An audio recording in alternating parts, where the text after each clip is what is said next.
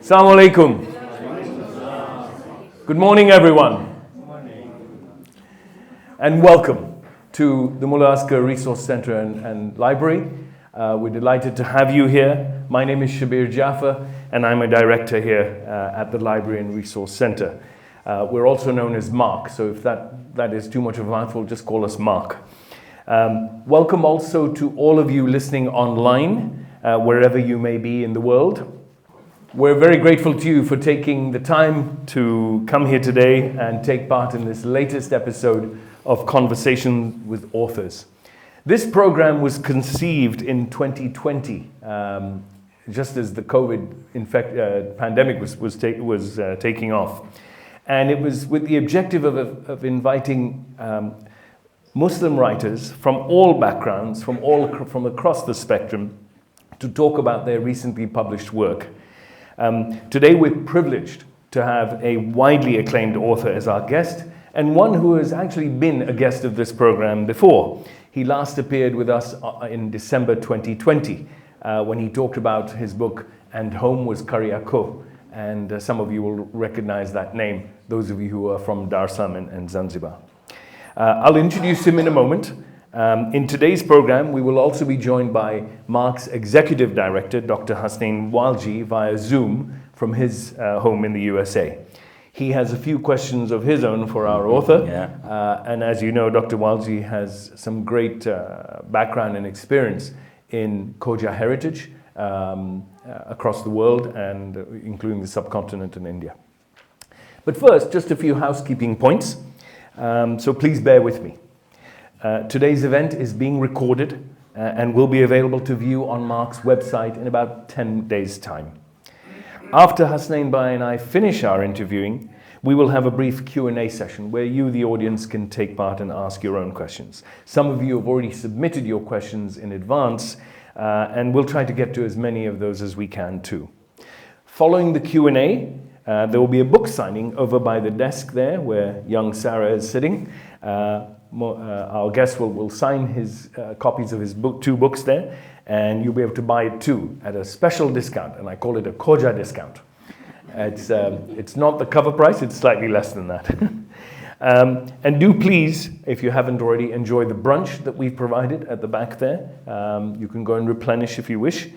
Finally, probably most importantly, washrooms are to my left down the little corridor down there. Those of you who haven't heard of or seen MARC before, you are especially welcome to our facility. There's a booklet, a small booklet at the reception desk that explains the origins, the purpose, and the activities of this center. It's a very unique and much admired center that has seen many visitors over the years from all communities and from all faiths.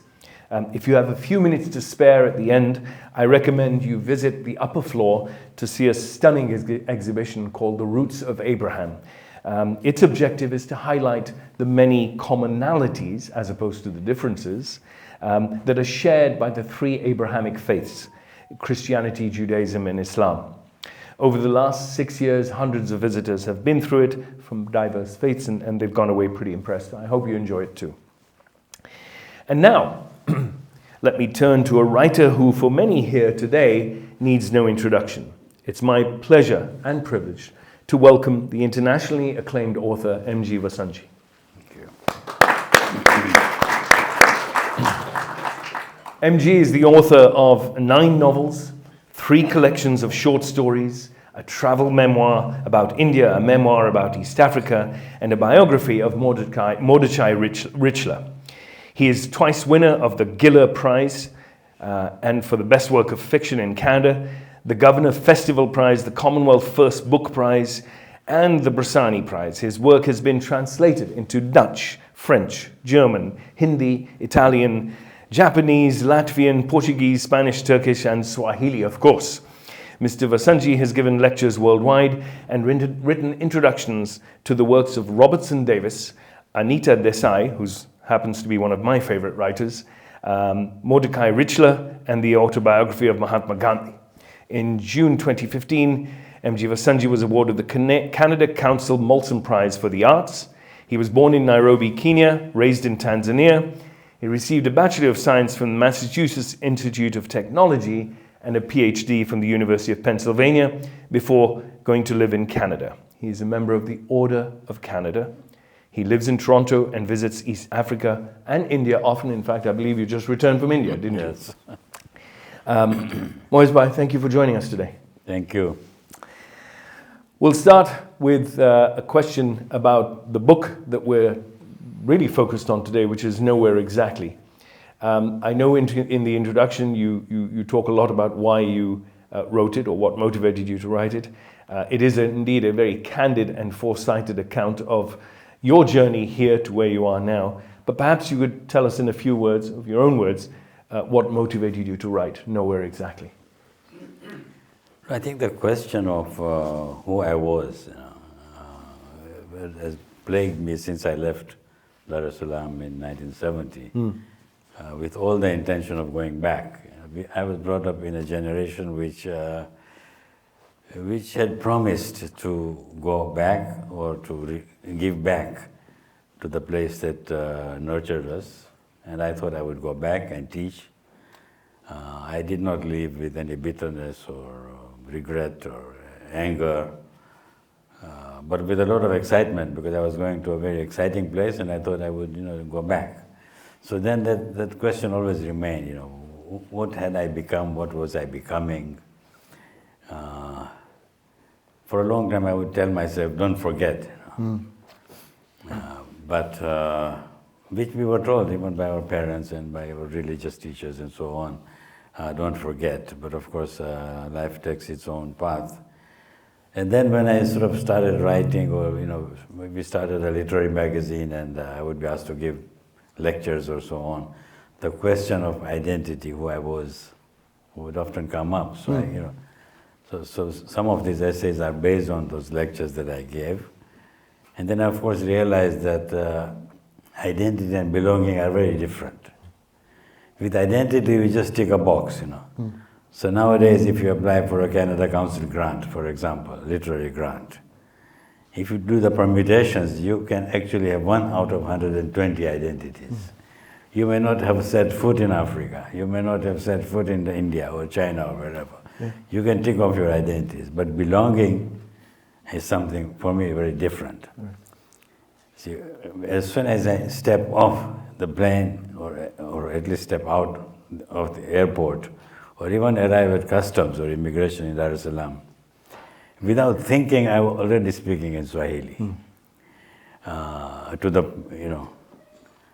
One day someone asked me, ulijifunza Kiswahili wapi? I said, Uhuru Street. Uhuru Street. He said, Hongera. So, that question, I don't have to explain my belonging. If some African says Nenda Bombay, I say, even where Nenda Bombay? Because where you belong is determined only by you. You see, no one can tell you, immigration officer or the president or the prime minister, whatever, that you don't belong. And I said, what do you mean? I belong. Whether you want to throw me out, throw me out. So for me, belonging was, and then when I went to India for the first time, of course, there were lots of problems in India. We heard about riots that were going on even as I arrived during my first trip. But there was something. If you didn't sort of wear your faith on your, on your shoulder, or if it was not obvious, people just assumed not only that you were a fellow Indian, but that you lived there. So the person who picked me up at the airport, he dropped me off at the hotel, and then said, tomorrow you go to the railway station. We are going to Orissa. It didn't occur to him that I didn't know how to take a train in India. So they just accept. And I found that sense of acceptance very moving, and I also, in India felt very much part of me, just a part of me, spiritually at home. And then it took me, I don't know, because the way we were brought up in Dar es Salaam during independence, it was a very tense atmosphere in terms of identity, for example. We were always told, are you British, are you Indian, or are you African? So you always ask yourself the same question, even when you had left, what am I? And then you realize, what does it matter? You are what you are. I am British, well, not now, but at some point, Indian, African, now Canadian. I don't have to justify myself. Everything that has gone into me is what I am. Right. Right. So I think that putting that all together Yeah. was what compelled me to Write them. write it up. Yes. Because the lectures I had given many times, starting with I start with my mother's example, for example. My mother, she was born in Zanzibar, brought up in Mombasa, she got married in Nairobi. Yeah. When my father died, she moved to Dar es Salaam, where her family lived. And then she went back to Nairobi, because of, my older brother had done something he thought was fishy, so he wanted to escape. Yeah. Went to Nairobi. And then from Nairobi, my younger brother got an internship in Syracuse, New York. She went to Syracuse, New York. Then she went to Calgary. Then she came to Toronto, and she would always say, I want to go back to Calgary. I want to go to Dar es Salaam. I want to go to Nairobi. So, then the question arises, where does she belong? You see? Yeah. Nowhere exactly. Exactly, yeah. Yeah, in fact, in your book early on, you mentioned that when you land in Dar es Salaam, as you emerge from the airport, there is a spring in your step. Exactly. You feel that. Right? And maybe I imagine, but imagination comes from some sense of belonging, that the air is different. See, in Dar es Salaam, when you land in Dar es Salaam airport, the air is different. You can explain, maybe it's the salt in the air or whatever. Yes. Yeah. If you land in Nairobi, it's different. Right. There's a smoke. People used to have smoke fires. You can trace of smoke. And in India, of course, it's different. Right. In Canada, there's no smell. Yeah. Kampala's the best, right? That's okay. All right. Chapter 2, Voices in the Wilderness. You describe how in the 90s, you and a few others started a literary magazine called the South Asian Review, to give voice to the work of writers and poets from diverse backgrounds. This periodical, if you like, lasted 20 years, and it gave rise to a publishing company, Mawenzi House, which today continues the same work, and I believe you and Nurjan Bhai both run that organization. Tell us how one led to the other, and how personally the idea came when I was still in the US in the 1970s. Yeah. That, of course, I love to read. So you always go to the bookstore. First thing you do when you go to any new city is you find the bookstores. So I went to the bookstores, and a lot of books that I was interested in, I read a lot, but you always, even when I was a boy in Dar es Salaam, I said, where can I read something that is set in Uhuru Street, where I grew up? You don't see it, someone like me or someone like people I know. Yeah. And so we used to meet in New York at that time, from Philadelphia, Boston, Yes. We had a friend in New York, so we would gather during Christmas or whatever. And the question would arise, where is our representation? We love books, we read everybody's. We read Russian literature, we read German, we read English, we read American. And a little bit of Indian was available then. Yes. So where is something we can identify with? Right. That idea remained, and we came to Toronto, and again, I think it was at Iqbal Devji's flat. Again, up to midnight, past midnight, talking about the same thing, identity, belonging, where are our... So then we said, why don't we start something? It was another friend of ours. He said, you're all talking, do something. So we said, yeah, let's start something. I can tell you now, it's a very stupid move. It just drowns you, just putting a chain around your neck. Yeah. And but we started not knowing how a magazine was put together, what typesetting meant, how do you get it printed. Yeah. Then, of course, as most beginning publishers realize, how do you distribute it? Yeah. But we kept going, but it was because we had such good models in what was available. The reviews in the market, literary reviews, that we were not going to start with this community paper with a message from the Prime Minister and a message from the Minister and a sale at Iqbal's. And this was going to be purely a literary magazine. Yes. Well edited, copy edited, bound properly. We got it bound at the University of Toronto Press. So when it came out, even the authors were surprised because they said, "Boy!" So then the Ontario Arts Council gave us a grant, and later on the Canada Council gave us a grant. Yes. So it was, I think, the only magazine of its kind. It was called the Toronto South Asian Review. Yes. Initially. Yeah. Only one of its kind in North America. There was a South Asian Review in Chicago, but it did academic stuff. Whereas we were interested in something that was spontaneous, literary, critical, poetry. Even if by mistake you publish something bad, but it comes from spontaneity, and so it kept going. But it took our life away. To be honest, in those days, you didn't have the computer to do the typeset page, you had to do the layouts by hand. Yes. Yeah. And then there was this guy who did our copy editing. Sajjad, his name was. I had to go Saturday morning and wake him up. Really?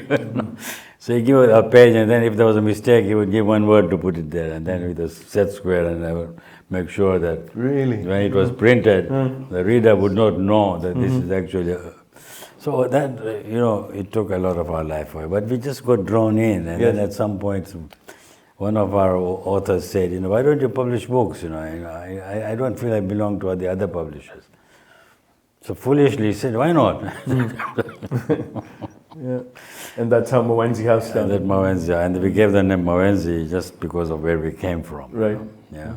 What does it mean? Is it from? It is the second peak of Kilimanjaro. Oh, okay, got it, Yeah. got it. All right. The keyboard didn't sound right, so it's Mawenzi. Keyboard. In chapter 3, The Canadian Identity, or Lack Thereof, you state that for many Canadians of European descent, religion is now only a very secondary feature of our lives, of their lives. You then continue, and yet for those Canadians of a more recent vintage, you and me, faith gets strengthened by displacement as people cling more closely to the God that they brought with them. There is an entrenchment of religious identity and devotion. Do you foresee that in the future those who follow us will not cling as closely to their religions as their European counterparts did not? Well, of course, you realize there are waves of immigrants. So people belonging to different waves would be at different stages of their acceptance of the faith. But I think judging from where I come from, the people I know, and our children, the identity will remain because you have to have something. But I think the spiritualness, they have no inkling of it. We were brought up in a very spiritual environment. All our ginans, all our messages from the missionaries and so on, it was always about spirituality, who you are, what is important in life, and so on. But you tell the kids that, they forget it. But they say I am. In my case, they will say I'm Ismaili, but that's about it. Yeah. And they gather with other Ismailis and other Indians and other people of. But that spiritual, even among the people, elders, people of my generation who've come, even they forget that the initial raison d'etre of the community from India to East Africa and on was spiritual. It was a spiritual community. It was not a community of business people or business. Of course you do, but the reason, the cause for, I don't know, I can't find the right word, of your existence was spiritual. The ultimate goal was spiritual. Now, of course, the goal has become, just so to become well known, to be respected. More material. We have the, this Trudeau, send you a nice letter, oh, you guys are good and so on, while he sends arms to, where. Yes. So, I think that's what is becoming to those people of, not only, even our generation and then the later ones. Right. Of course, there are others as minority who cling to the spiritual element. But those who cling to the spiritual element will often go to a guru. I don't want to put names, but you look for spirituality, you don't need a label to spirituality. The spiritual goal is something abstract. Right. It's a state of mind. And for that you can go anywhere. When I was debating this issue, I was in Philadelphia, I thought of going to the Theosophists. They had a big center in Philadelphia. I didn't go there, but you're searching. Right. And you search honestly wherever you find a certain belongingness. But as I have to repeat, that spiritual element I think is often forgotten. In the same chapter, entitled Patriotism and Loyalty, you wonder at how the label Muslim is stuck on people to define them, regardless of their many different ethnic backgrounds or how tenuous their connection to Islam actually is. Labels, you state, are discriminatory. They highlight differences. They bring forth stereotypes, misinformation, ignorance, and they are sometimes accompanied by fear and ignorance. Is that something Muslims in general can rectify, or are we stuck with this phenomenon of the labels? I think we're stuck because now there's an industry based on the label Islam. But when I came to North America, people were Muslims and non-Muslims, and if they were Muslims, so it was their business. But I think once this specter of terrorism came in, they sort of, this is my belief, they sort of robbed the label, they took it on. And then the media, of course, find it easier just to jump on it. And then the activists, people who actually make a career out of it, yes. They'll hate me for it. Yes. They also grab the label. So now, but you see, I always give an example. This mayor of Calgary, Nanshi. They always say, Muslim mayor of... I said, my friend Obrai, he was from Moshi, he was an MP. No one say Hindu MP. So why is it that way? It really bothers me. If he's Ismaili, let him be. But all the time to just pound it on, Muslim MP, Muslim this, Muslim that. So what about the other people of Calgary? They already put a barrier around it. Those who are not Muslims in Calgary would say, oh, there's a little. It may not be a harmful barrier, but it is a barrier. Right. What's the point? We are all citizens. Yeah. Whatever you are at home, your God, the way you worship your God or you don't worship is your business. It's your business. Yeah. So, but it has changed. Of course, it bothers me, but sort of trying to make it bother me less and less. Okay, at the end of chapter 6, you write about the time you had to relinquish your Tanzanian citizenship to become a Canadian, and what a wrenching experience it was. You tell us that it is not easy for Canadians to understand that one can genuinely have two loves. But surely, and by two loves I assume you mean identity with Tanzania and identity with Canada, and that means, but surely that emotion would differ greatly from person to person based on their recent experiences of their country of origin. So for example, those who had to flee their country of origin because of repression or harm or whatever it is, would feel much more relief and much more identity. Would you agree with that? But as I said, you can flee because not the land has come and sit on top of you. Kilimanjaro has not driven you away. Right, it's the politics. It is the politics. Yes. The land, the people, the songs, the language, that is what belongs to you. Right. Politicians, of course, when they are there, they can kill and murder, and that's what they've done. And a lot of people left Tanzania, for example, because they felt, they stole our buildings and this and that. My mother was not very rich, so I didn't have that problem. But she sold our flat very cheaply, I can tell you that. But there's a difference between a place and the people who run it.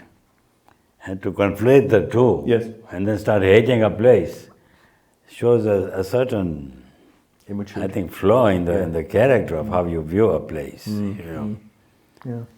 Okay. You also poignantly described how a man came up to you in Nairobi when you were visiting, and in tears he asked you, Who tells our stories?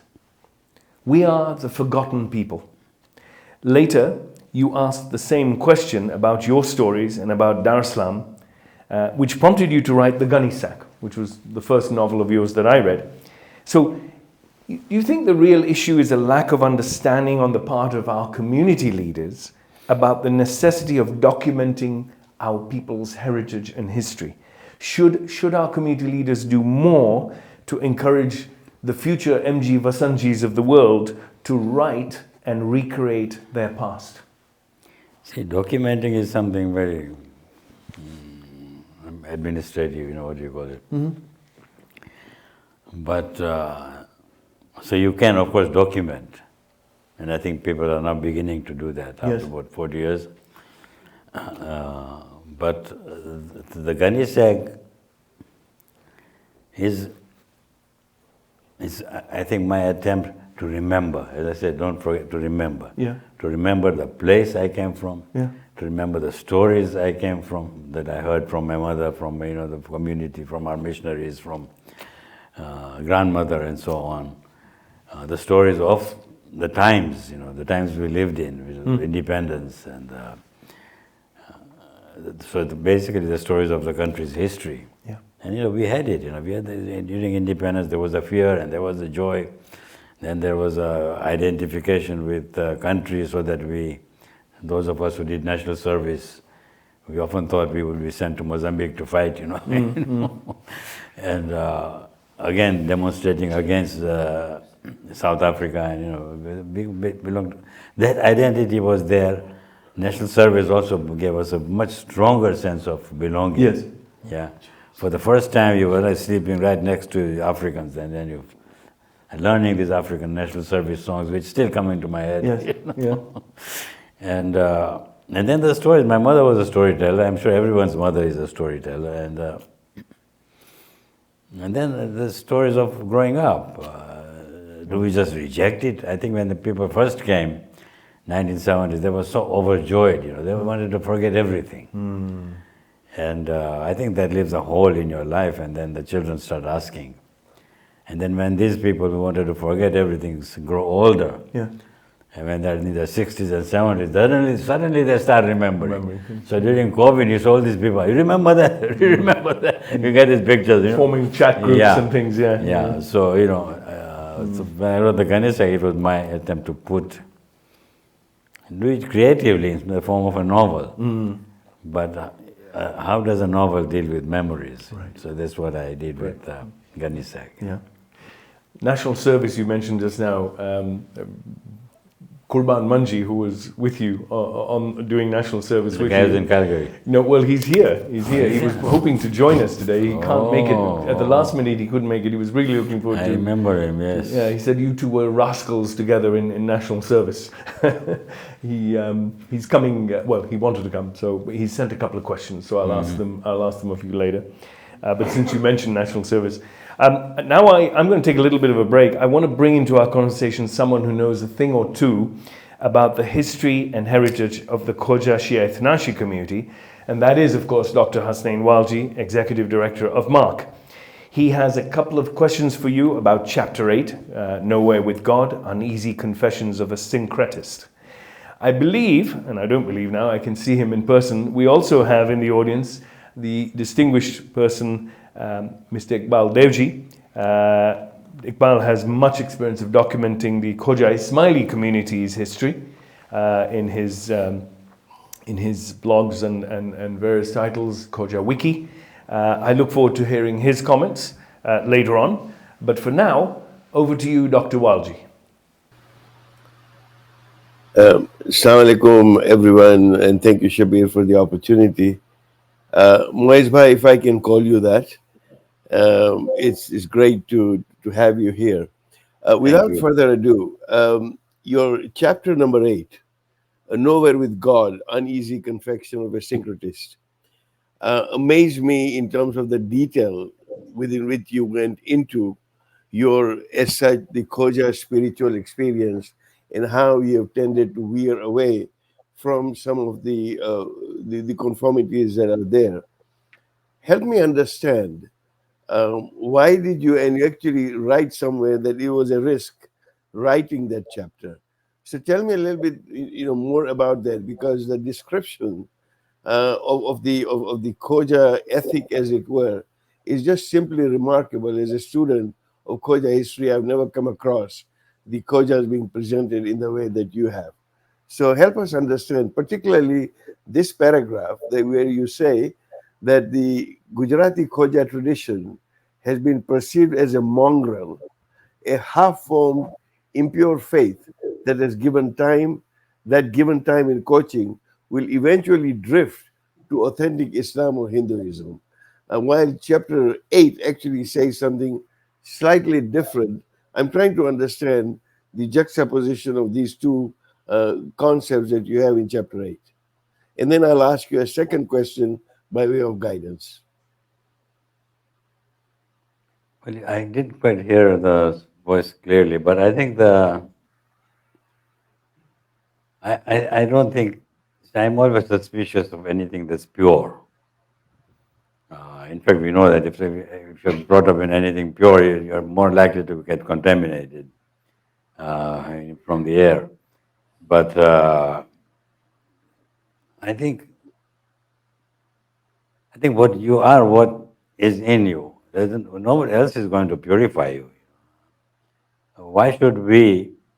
I'm talking about the Khojas, at least the Khojas that I come from, but I think it's the same thing. Be insecure compared to others.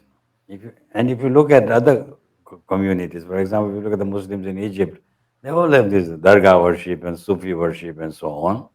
Nothing is completely pure. And in India, of course, we all know. There's this guy called Sai Baba.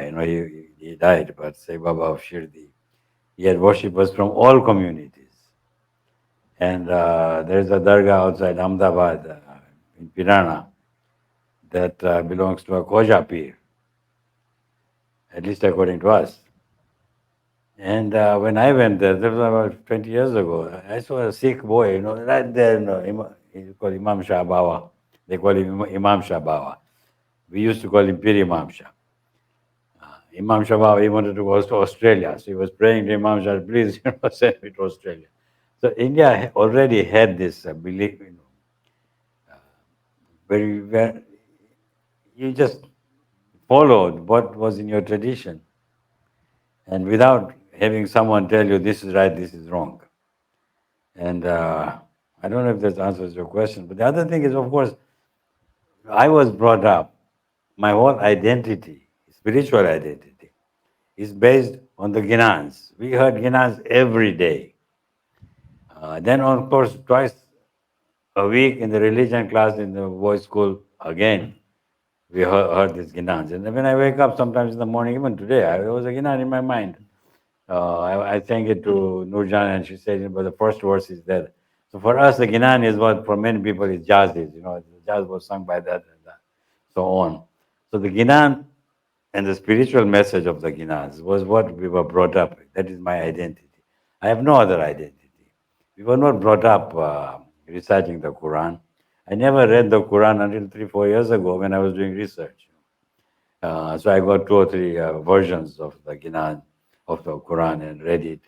And to be honest with you, it doesn't speak to me the way the Ginan speak to me. Of course, and I don't have the same beliefs as I had when I was young. But I think the spirituality is something that doesn't go away. The specific belief may go away, in terms of whom you worship and how you worship and so on. But the spiritual, it's a state of mind. That doesn't go away. And for me, that hasn't gone away. But I don't have any other source of identity or belonging.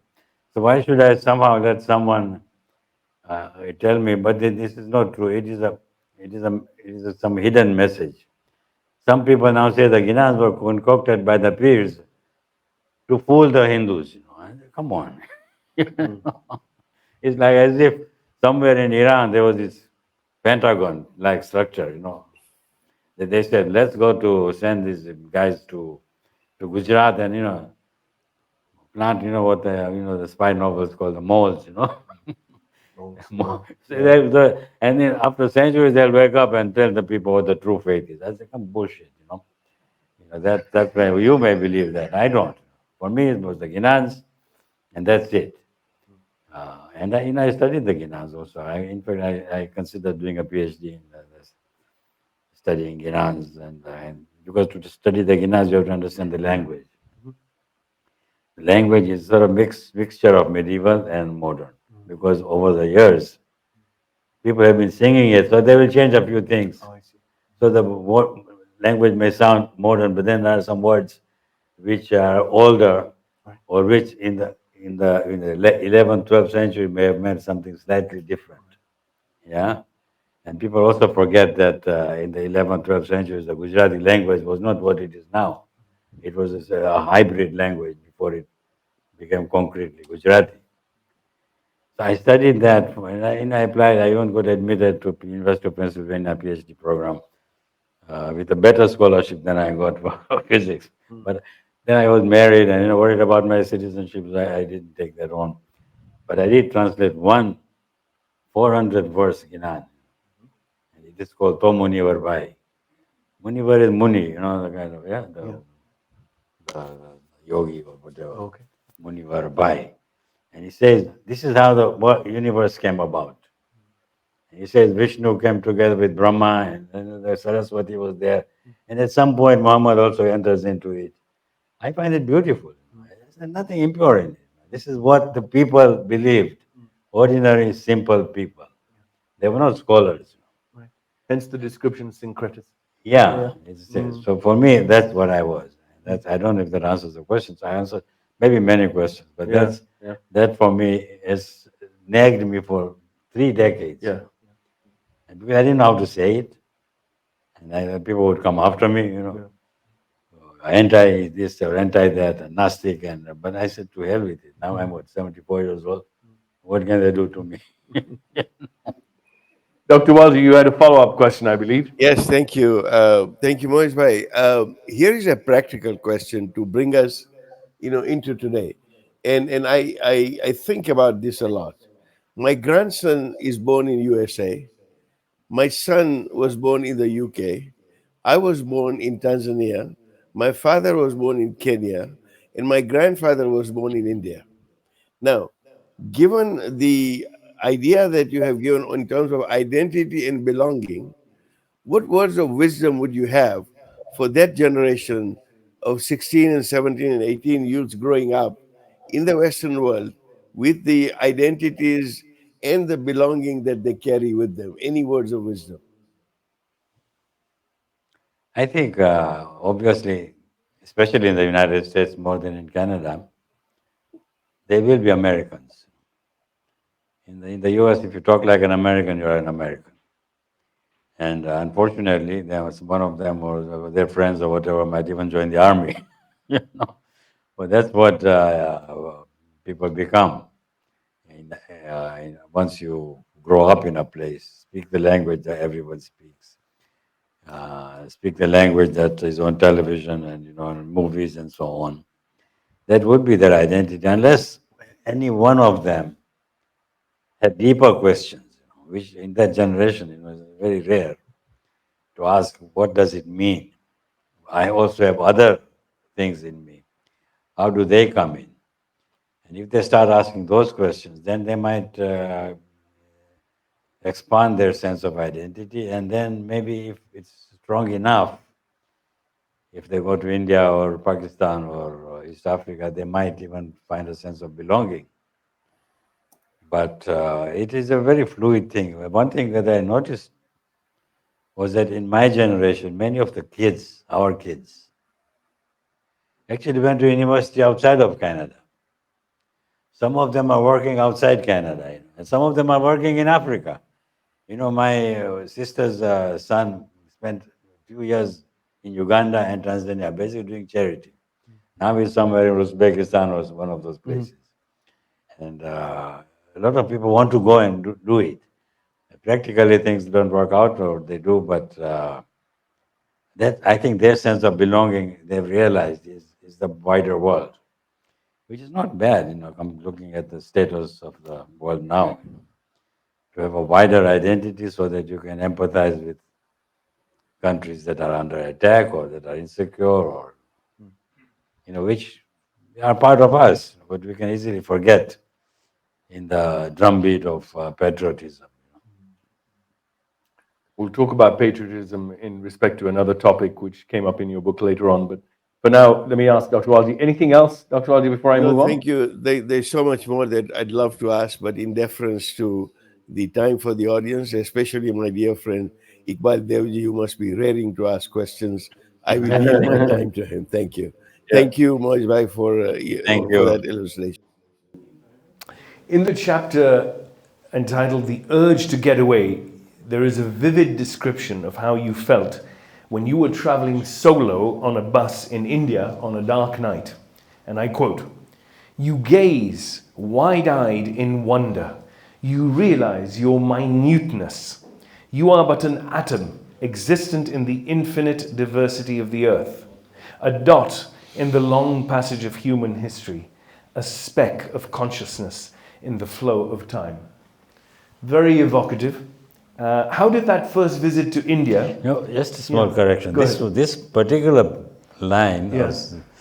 was when I was going from Moshi to Tanga. Oh, okay. It came up in the India chapter. Yeah, Okay, the Moshi to Tanga and in East Africa. At night, there's nothing. It's like a solid blackness. Okay. And then in the hills, you would see a light somewhere. What do they call that lamp? Yeah. And then you see one there, and it just, I sometimes feel, I wish I could just stay here forever. Just get lost in this blackness. Yeah. That's again, it's a kind of a spiritual moment. Right. It also happened to me once when I was traveling to Mtwara along the Ruvuma River. We arrived at a town. At night, again, total black. And you just feel that you could just die here. I actually wrote a short story where a person does that. I didn't have the guts. I had 2 sons and a wife. Right. But going back to India, your first visit to India, how did that, when we talk about identity and belonging, how did that change your perception of those 2 words, being in India for the first time? Well, I realized that what I thought was a kind of dead, dormant identity. Because we spoke Kutchi and Gujarati and ate Indian food and so on. We had met other Indians from different backgrounds, Bengalis and Yes. From the Caribbean Goa, and so on. But it was dormant. But when I went there, I realized it's not dormant. It is very much there. So it confused my life even further than it was. I said, what is this? I don't need this. Yeah. But you can't just stop your mind from just belonging somewhere. I just was so amazed. I was in a daze, I took a train, in fact, from Delhi to Puri on the east coast. Yeah. And the whole time I was looking out, Right. Just where is India? Is this India? And recently when I was in India, someone reminded me of someone else telling him, this guy is looking outside, like Gandhi, in that movie? Yes. When he came back, I was looking. Yeah, that's right. Yeah. And so by chapter 11, now we're coming to the end, towards the end of the book, which is called So As Not to Die. You appear to have evolved now, and you appear to be more confident of who you are as a person, and also where you came from. You posit that your, and I quote, your religious faith had shut you inside a cloud of obscurity, and paradoxically it had gifted you with tolerance of differences, a curiosity about the world, and a skepticism about absolute certainty. Those last 3 qualities are ones that I admire, and so I want to ask, what needs to be true for those qualities to rise to the top of one's character? Differences, tolerance of differences, curiosity about the world, and skepticism. Yeah, I think our background, was very narrow-minded. But again, it's a Gnans, Right. They never told you absolutes. You had to learn to interpret. You had to sort of figure out the language. So you never judged. We never judged people by their faith. At least in our community in Dar es Salaam, we just said every area of the world has its own prophet. That was what the belief was, the popular belief. So that, on one hand, it was very narrow-minded and closed, like there's nothing else exists. And on the other hand, it gave you an open-mindedness to accept anything, That's the which paradox. of course is very Indian, right? Yeah. Except, so I think that's what I was referring to. That was the positive side of the narrow-mindedness. It was not narrow-minded in the sense of hatred, but in terms of believing that the beginning and end of the world was this. Whereas as soon as you came out, as I went to Boston, the world is big. Let's now talk about your blasphemous idea regarding Remembrance Day, November 11th, for all of us who live here in the West. You think that the world should use this day to remember all those who have fought for freedom, for dignity and survival everywhere on the globe. That's an admirable aspiration. What kind of reaction have you had to this idea from your readers and others? None. I think the mainstream would not entertain that, but it seems to me absurd. You come from a place where your parents, grandparents fought the Vietnam War, yes, or someone else fought the Mau Mau War, yeah, or someone else fought in South America, yeah, or the India of the partition. So many people killed, yeah. And here you come here and suddenly you say, November 11th, put that thing on. You don't mind putting it on. We had Poppy Day right, in Dar es Salaam, which we didn't know what it was, but the Poppy Day we put it. You put it on. And it's absurd, and it should be realized that wars are fought everywhere. Yes. And people have given up their lives for freedom, for others, and why not recognize that? Why not recognize that? Sooner or later they will do it, I think. Yeah. But I always found it strange. But I think there's an obsession in the Anglo-Saxon world. Selectiveness. Canada, Australia, and Britain. Yeah. It somehow brings them together. And of course, if there's a war, they'll all come together to fight, even today. Indeed. Last question before I turn it over to the audience. You write in chapter 14 that your ideal of a truly multicultural nation is one where differences are embraced with a sense of oneness, a unity in racial and cultural plurality. As somebody who arrived here in the early 80s, I believe, how far do you think we are along the way to that ideal in Canada? Personally, I think it will come, but there's enough of a looseness in this society, at least, compared to US, that people will, and even in UK, people will loosen up a bit. Now, of course, everyone sticks to their indigenous, black, LGBT, whatever, Asian, Hindu, Muslim, and you put these barriers around you and start saying, oh, you did this to me and you did. I think that hopefully will go away. I believe here the atmosphere is loose enough, and there's not that much dire poverty that it will come. So we've been talking about his latest book, Nowhere Exactly. The penultimate, or the one previous to that, was Everything There Is. It's also for sale today. And I just want to give Moezbai a chance to talk a little bit about that book. I know it concerns, the protagonist is a science professor, science graduate, and it's about his life and his activities and what he gets up to. Would you mind telling us a little bit about it so that the audience, we can whet their appetite to go and buy it? Well, the novel, my own background is in physics. I know. When I was doing my physics undergraduate and graduate, the name Abdul Salam was very much well known. He was one of what you might call one of the great scientists of the 20th century. Pakistani nuclear scientist, right? Yeah, although he was born in undivided India, he left just before partition. Right. But after partition, his town happened to be in Pakistan, so he became Pakistani. And he was a very devout Muslim.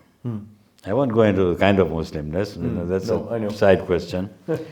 But in the abstract physics world, where you are answering questions about how the universe is put together, Yes. especially in the 1960s, 70s, there was a belief, maybe you could call it arrogance, but there was a belief among physicists of that caliber in that field that if you can understand all the laws of physics, and basically it meant 4 forces in physics, what were called, how the atoms, how an atom is put together, how a molecule is put together, and so on. And the 4 fundamental equations, if you can combine them, you can understand everything. Right. In principle, of course, to do the calculations is not that easy. But in principle, you understand how the universe is put together. And to me, it makes sense, that you can, of course, say, fine, but I also believe in God. Some of them may have done it. And some, I think, went to church, but not really believing, but it was tradition. In fact, Feynman, I think, if I'm right, I'm not mistaken, said that nature in the form of man begins to understand itself. This is what the physicists were doing. A very attractive idea for an undergraduate. Now, what I couldn't understand is this guy, Abdus Salam, belongs to the same league. Other scientists, Feynman, Gell-Mann, Dirac, Weinberg, Glashow, whatever. They were big giants to us. They were like gods. Like when you're a student and these people, some of them came to give lectures and, Right. I couldn't understand how this guy, at that level of physics, suddenly goes down and prays. Saying I believe in God is one thing, but going down, kneeling and praying, I couldn't understand it. And I had had this question for many years. And I finally thought, let me try to create such a person in a novel. It was not easy to begin, because the thing is, you can fictionalize a character. Instead of Abdul Salam, I call this guy Nurul Islam. Then I gave him other change. Abdul Salam married a second wife who was British. My character married a second wife who was American. And then there were other, and I didn't know how many children Abdul Salam had. I gave my character 3 children. So, you fictionalize, but with this thing, core points in mind. Yeah. So that's what the novel was about. I tried to understand it. And then, of course, what other factors affect a scientist of that caliber? Yeah. And other factors in this case was, of course, the development of nuclear weapons. Right. India was testing weapons, China was testing weapons, Pakistan wanted to do it. Yeah. So I had this guy, Nurul Islam, the physicist, confronted with this. Can I support a weapon which can kill millions? So many people. Yeah. And so that lands him in trouble. Plus him saying just what I did, that this physicists, the most brilliant scientists of the age were to us like gods. When of course fundamentalists were up in arms. So they went after him. So what appeared to him as a kind of gift from God or from nature or whatever, brilliant, all the opportunities in the world suddenly come apart. And then he falls in love. As if everything else is not enough. Right. So, and of course I explored the idea of a second wife. I couldn't understand it. Like true loves. What does it mean? He loves his wife, the Punjabi wife. She's a typical Punjabi wife. And the children, and they grow up, and he brings a village girl to London, and she learns the basic elements of being British. Yes. How to eat with a fork and knife without throwing the food down the floor. Right. As we all had to go through, Yes. Yeah. We did indeed. Yes. So he does that, then he meets this young woman, and he's challenged, and he just sees something different. So then things combine, and that's his life at the end. Yeah. Okay, well, you've heard from the source itself, the purpose of that book, and as I mentioned, it'll be available for sale at the back after this, and Moizbai will, I'm sure, sign it for you. But let's begin with audience questions first, and as always, we will start with the ladies' side, and then move on to the men. I know Dr. Panju is first, and I've got Nazmul and I've got Shabbir. But on the ladies' side, please, any of you got a question for Moizbai? If not, no? Okay. Zara, Dr. Akbar Panju, please. Thank you. Thank you very much. Well, I've read your book and I really enjoyed it.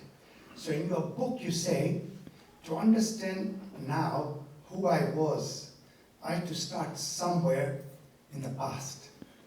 Hunt for a time zero, however illusionary or approximate, and from there to move forward. So 2 questions here. First of all, how do you define point zero? Where do we start? And 2, why is it so important for one to know one's identity? What do I tell my grandchildren? How important it is to know who they are or where they come from? I think the second question is easy. You don't have to.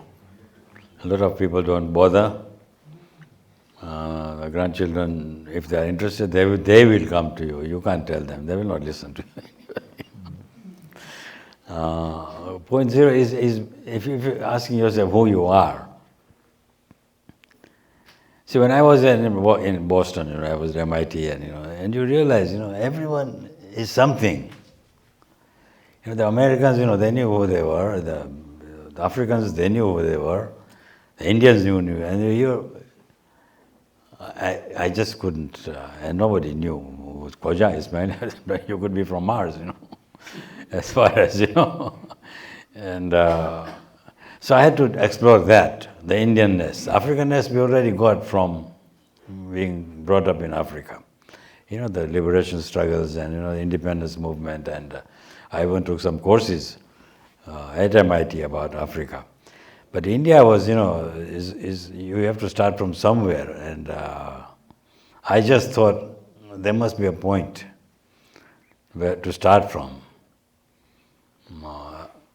I don't know if I found my great-grandfather. He came to a town called Kibwezi in outside, Mombasa. But then there was, as I said, the Guineans for me became the ground zero, because to understand them and what they meant and where they fitted into the Indian matrix, which is so complex. Initially, I would pick up books on Indian philosophy, and I said, but this is not me. They're all abstract philosophy. Books by Zener, and I don't know. There's a lot of work done, and then you realize you have your own place. You start from that. For me, it was the Khoja identity, identified for me by the Guineans. And the fact that our grandparents came from Junagadh and Jamnagar, which I had to go and see, which is Kathiawar.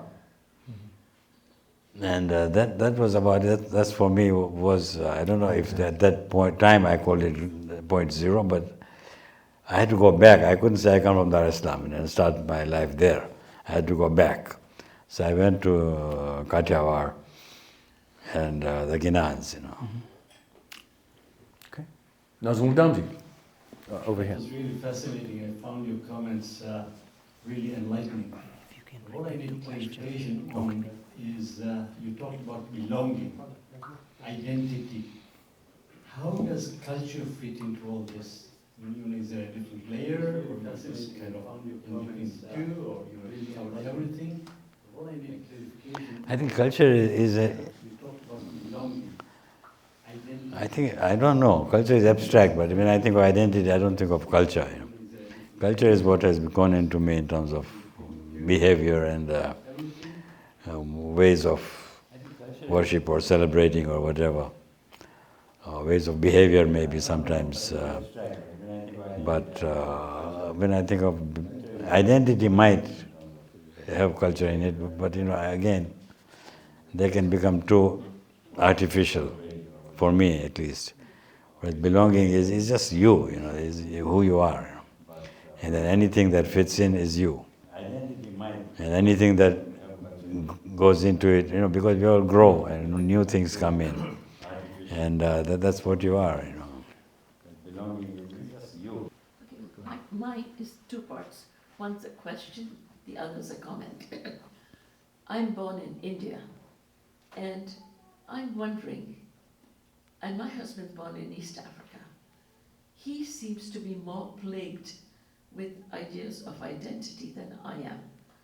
Is it perhaps that two-generation that makes it more of a burning question, whereas for me, the identification is much easier, more direct? That's one.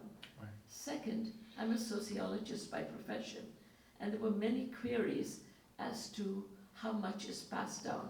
Sociologically, it is well known that generally, over 3 generations, a lot of your own culture and identity is watered down, so that by the 3rd generation, what is left is generally more symbolic. So you celebrate a certain part of what your grandfather did, whether it's a certain festive holiday or religion or a certain cultural thing. I just thought I'd shed some light on that. Thank you. If I can try and summarize that. The first part of the question was in relation to yourself and your husband. Your husband was born in East Africa, Mohammed, and you were born in India, and he seems to be more plagued, I believe was the word you used, with questions of identity and where he belongs than you do. And so is that a function of the place you were brought up and the social, if you like, environment that you grew up in, that causes that feeling?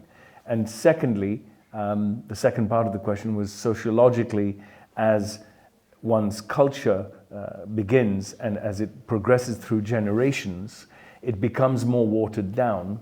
And so is that a reality that we have to understand, because just of the way it is, that the children at the receiving end, at the other end of the spectrum of generation, will find that over time things have been whittled away. I don't know if you'd like to take that. I didn't see any question in that, but I can just say that I don't think in terms of sociology.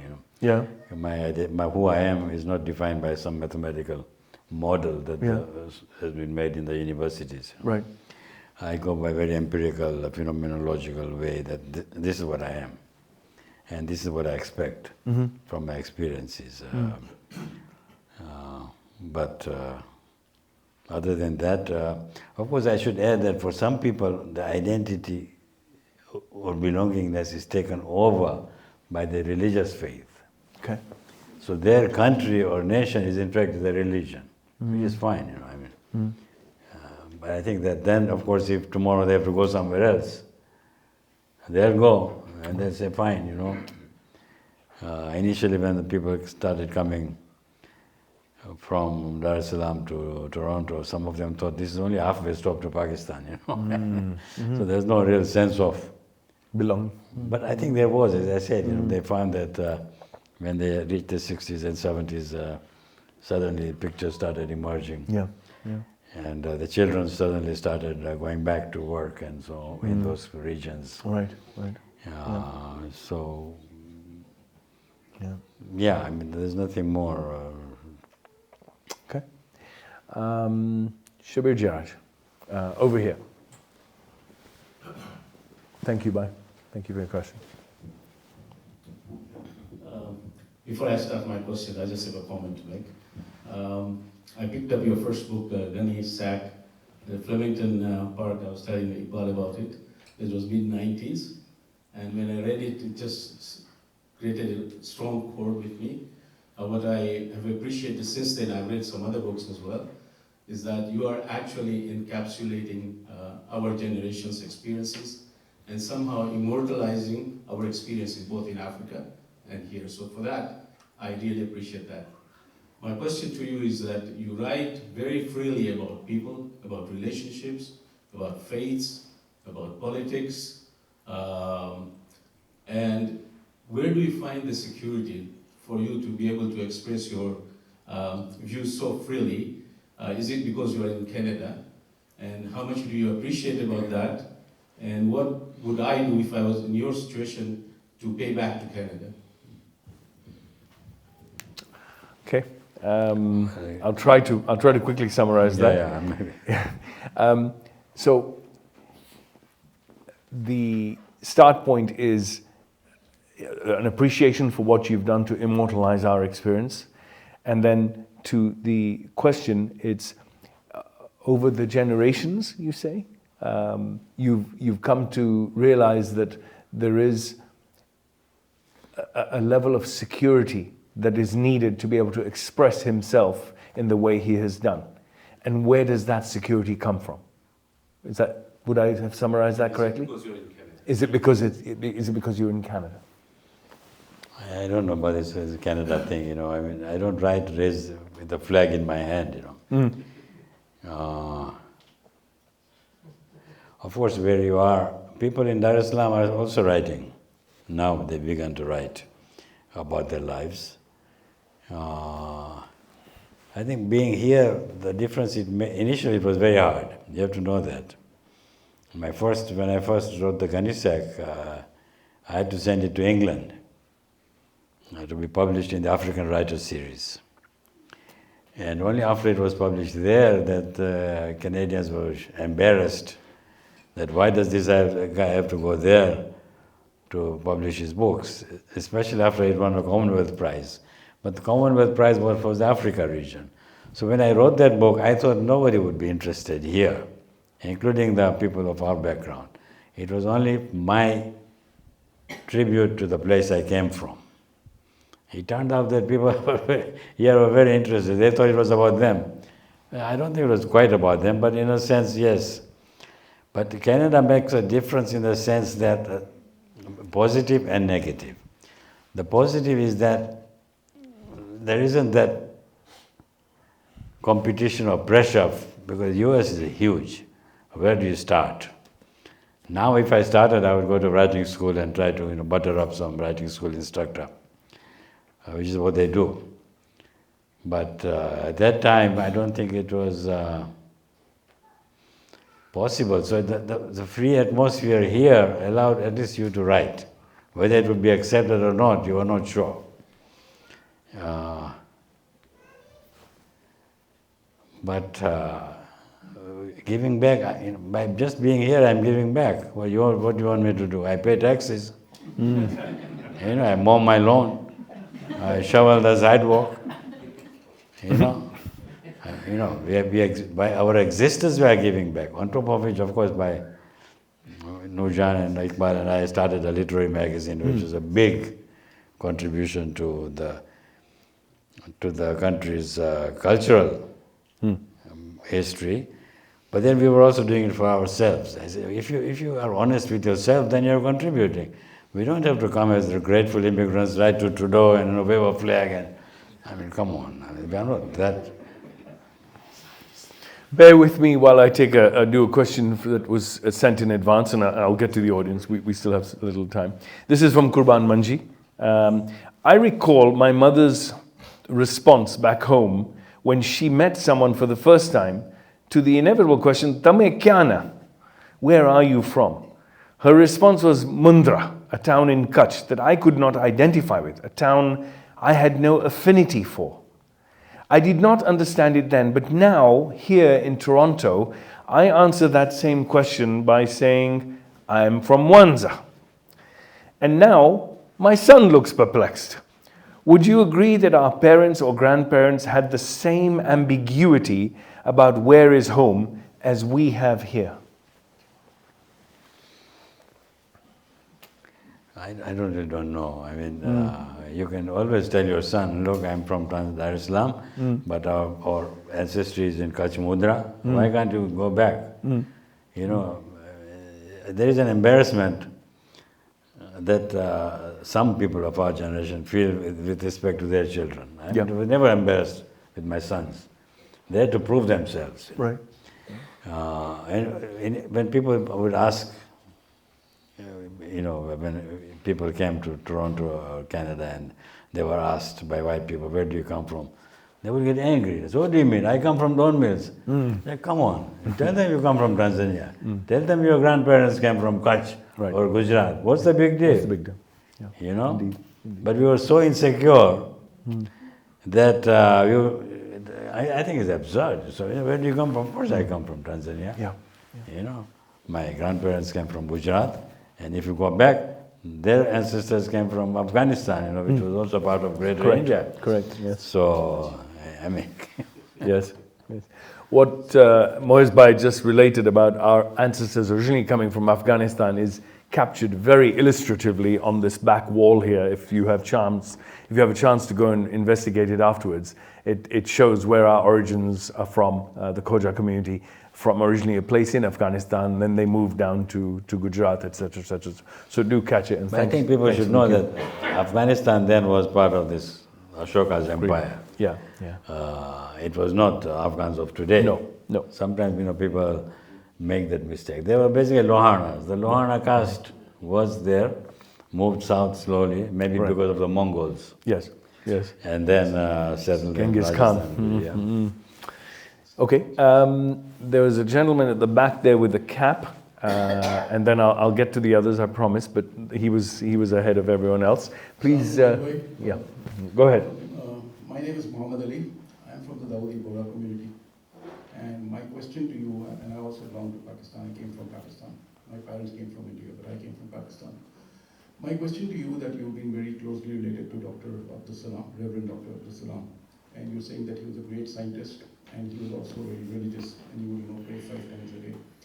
So the question is, how did he relate, what he found in the religion or in the Quran as to how the entire universe is made up of, what is it made up of, and how it's broken into atoms and molecules and electrons and protons, etc. I didn't get that. How did Abdul Salam react to...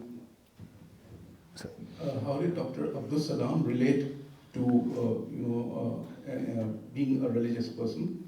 How did he relate what's in the Quran and his findings, and his scientific findings, and came up with the findings that how the universe, the entire universe is made up of like protons and atoms and electrons and molecules and all that. Okay, got it. Okay, so in essence, how did Professor Abdul Salam relate what he learned and read in the Quran and relate it or juxtapose it with what he had read and learned in the science of the beginnings of the earth and the beginnings of the atmosphere? But I don't think he would. I read some of his essays. I don't think he related. Some people say, Quran, it has atomic weapons there. And Modi says, the Ganesh is like a plastic surgery. So he didn't, I don't think he would say that. At most, he might say it's two different ways of looking at the universe. Yes. So through the Quran, or you do objectively through observation, experiment, and mathematics. Right. Yeah. Okay. But not that this mathematical formula God has given. I don't think he would be saying that. Anything from the ladies before I stick with the men? Go with the men? Nothing from the ladies' side? Okay, I think Iqbal was next, followed by Raza Hirji, and we'll pause for thought there. So Iqbal, over there. Thanks very much. I too have struggled with this question of identity and belonging. And a thought that I had was that if a believer, regardless of what he believes in, chooses to identify himself with his religion, whether it's a Muslim or a Hindu or a Christian or a Jew, and calls himself a Muslim, and identifies as a Muslim, and allows himself to believe that when it comes to belonging, he belongs to his Creator. Would that be a very simplistic view in your opinion? So a Muslim person, identifying as a Muslim, practicing as a Muslim, now says he identifies with his creator? He belongs to the creator. So his identity is Muslim. Yes. His belonging, or he belongs to his creator. Okay. And the question is that too simplistic? Is that too simplistic?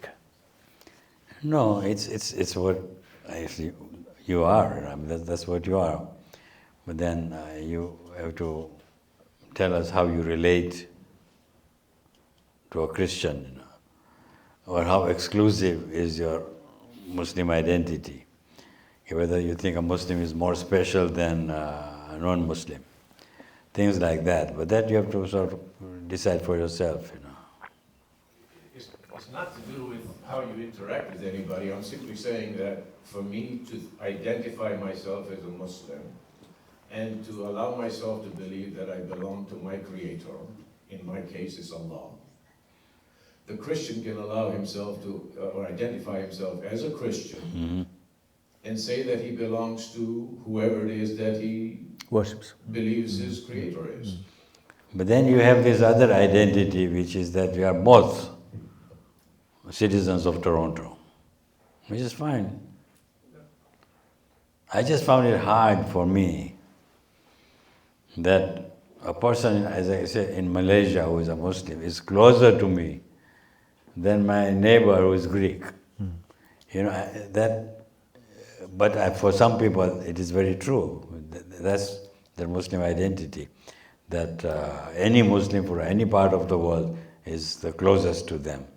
But I think it's a personal, as long as you don't hurt anyone else, that's fine, you know.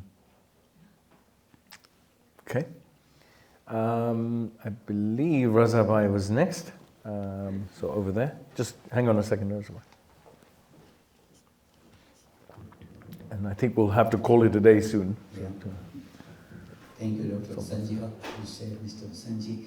I read part of your book and I read the summary. My question and a comment is this. I came here in the 70s, early, and at that time, multiculturalism was very, very much promoted. Communities were getting funding to teach their language, Gujarati, Hindi, whatever. And my sense is that you are not in favor of multiculturalism, because maybe it stopped people from assimilating into the country, number one. So what I'm interested to know is the difference between your opinion on assimilation compared to integration. And also at the same time, by integrating, you belong without being influenced by the accepted Canadian culture, whether it is in the political sense, whether it is in the forms of drinking, dancing, whatever the common culture is, if you assimilate totally.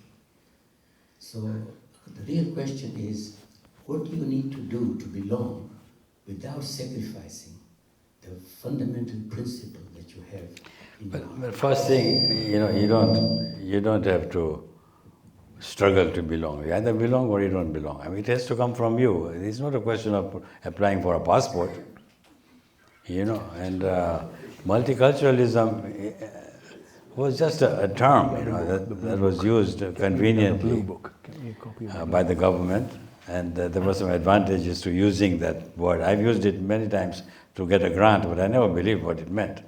If a white person told you multiculturalism, what do they say? This is a very multicultural neighborhood. What do they mean? Chinese and Indian restaurants. It's a much abused term. I don't use that term now because I don't need the grants. But you don't have to think in terms of definitions. And what is assimilation? You can't change your skin color. You just be what you are and accept other people for what they are. That's what I believe. I don't believe in either multiculturalism or assimilation. But of course, in effect, if you define multiculturalism as many cultures coexisting, fine. But I don't use that term because it was used especially in the 70s, 80s and 90s, by the academics especially, more by them, as a way of kind of writing papers and getting grants and so on. But we ran a literary magazine. We never said we were a multicultural magazine. We were not. If I'm multicultural, then so is any white person. If I'm ethnic, so is any white person. So what is your difference between assimilation and integration? I don't know what integration means. What does it mean? To me, integration, if I may, is to integrate with the community, contribute to your best of your ability to a society in which you live. But that's the thing, you say ability, then it's not complete. Or your capacity, whatever. Yeah, but I don't know what integration means. You just be what you are without violating other people's rights, that's all. No, but also there are many people here, like Muslims, who want to remain Muslim without following or becoming part of a society in which they do not feel to belong. So, for example, Canadian society is very comfortable with drinking and all the rest of the things that many Muslims are not comfortable in that. That's so why. They want to be integrated, but don't be assimilated. That's the difference in my No, I think you're talking in very old-fashioned terms, integration, assimilation. There are many white people, what you call Canadians, who don't drink, and I see no problem. People in hijab are now accepted completely, there's no problem. But nobody talks of integration and assimilation. What do you assimilate to? Yeah. Society is changing constantly. Millions of people are coming in. All right. Last question, and this one's from Kurban. Would you agree that home is where your formative years were spent? You can move elsewhere, try to make home abroad.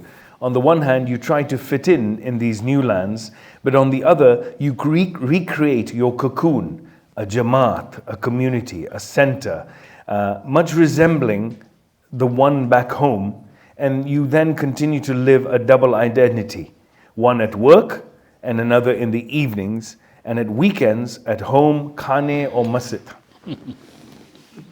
I think these are very old-fashioned ways of looking at things. Okay. As I say, you just be what you are. Right. If you go home and start doing your namaz or you start eating your biryani or whatever, that's not integrating. You think the white person they'll have their own food, they will have their own traditions, right? Yeah. And I'm talking of white person. There are people who are white from different backgrounds, yes. Yeah? And they each do their own thing. Yeah. Why do we feel so insecure? That we talk about assimilation, integration. What do we have to do? You have to do nothing. Just don't go and commit a crime. Right. That's about it. Right. And on that note, I will close this part of the program, the interview section, and I'd like to give our guest a resounding applause, please. Thank you. Thank you. Just before I announce the book sale and the details, I do want to bring to your attention one other thing, and that is, yes, so we have an artist and a calligraphist here in our presence, Tasneem. She has brought a collection of her work, and it really is super work. And it's at the back of the hall here in the library section. Please take a moment to go and take a look at it and admire it. And I believe some of the works are for sale. If you do like it, you may be able to negotiate a good price with her. But I do want to give attention to her, and thank you for coming.